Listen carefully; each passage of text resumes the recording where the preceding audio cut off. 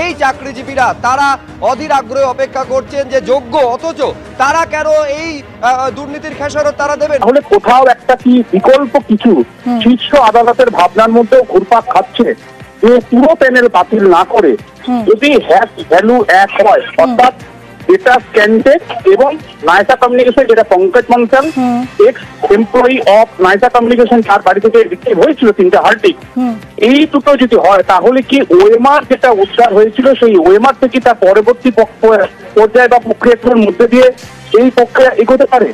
আজ সুপ্রিম কোর্টে 26,000 চাকরি বাতিল মামলার শুনানি হলো।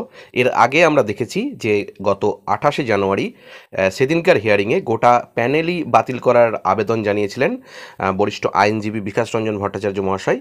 এদিনে আমরা দেখলাম যে 26,000 চাকরি বাতিলের মামলার শুনানি সুপ্রিম কোর্টের প্রধান বিচারপতি সঞ্জীব খান্না এবং বিচারপতি সঞ্জয় কুমারের বেঞ্চে হলো।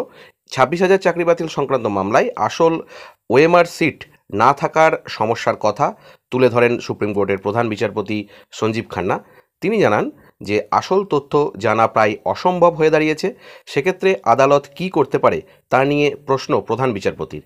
তবে আইনজীবী অভিষেক মনু সিংভি সোমবার শীর্ষ আদালতে জানান যে যোগ্য এবং অযোগ্য বাছাই করা সম্ভব। অর্থাৎ আইনজীবী মনু সিংভি তিনি জানাচ্ছেন আজকের ডেটে দাঁড়িয়ে যে যোগ্য এবং অযোগ্য তাদেরকে সেপারেশন করা সম্ভব। যোগ্য এবং অযোগ্য বাছাই করা সম্ভব নয় বলে যে যুক্তি উঠে এসেছে তার বিরোধিতা করেন অভিষেক মনু সিংভি।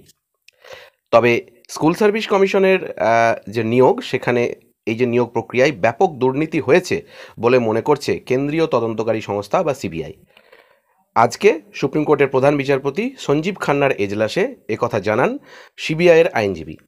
26,000 চাকরি বাতিল মামলায় হাইকোর্টের রায়কেই সমর্থন করছে তদন্তকারী সংস্থা অর্থাৎ সিবিআই। আজ মামলায় প্রধান বিচারপতি সিবিআইয়ের বক্তব্য পুরোপুরি সম্পূর্ণভাবে জানতে চান।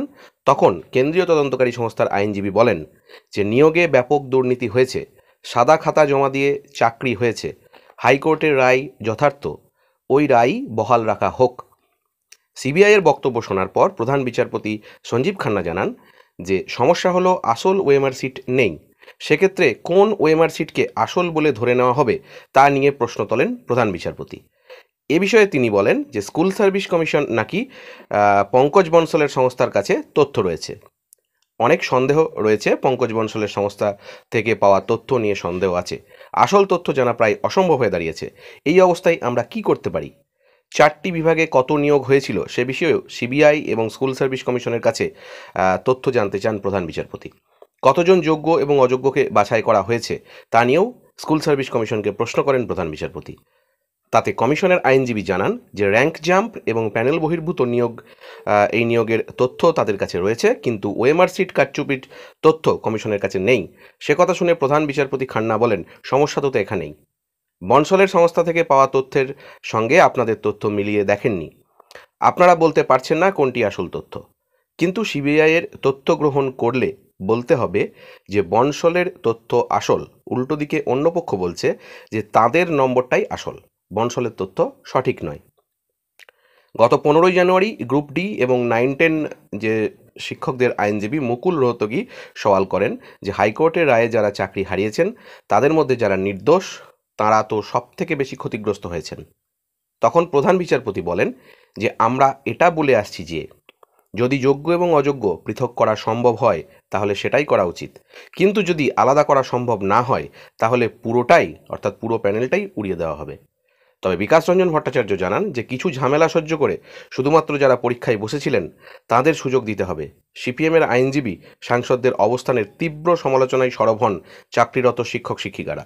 যোগ্য অযোগ্যদের আলাদা করার প্রশ্নে একাধিকবার পিছিয়েছে চাকরি বাতিল মামলার শুনানি। এদিনে আজকে আমরা যেটুকু দেখলাম তাতে যে চূড়ান্ত রায়দান হওয়ার কথা ছিল সে বিষয়ে কিন্তু কোনো চূড়ান্ত রায়দান হয়নি।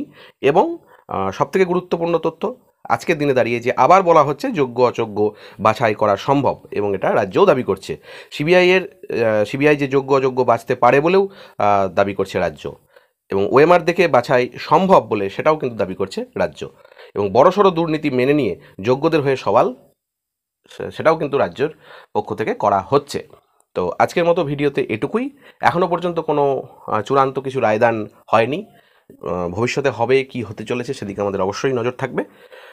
অনেকে এই প্রক্রিয়াটার বিরোধিতা করছেন যে এভাবে হয়তো চলেই যাবে, কোনো কিছুই রায়দান আসবে না, সেগুলো ব্যক্তিমত। আমরা আদালতের উপর ভরসা রাখি এবং রাখতে হবে। ভালো থাকবেন, সুস্থ থাকবেন, ধন্যবাদ।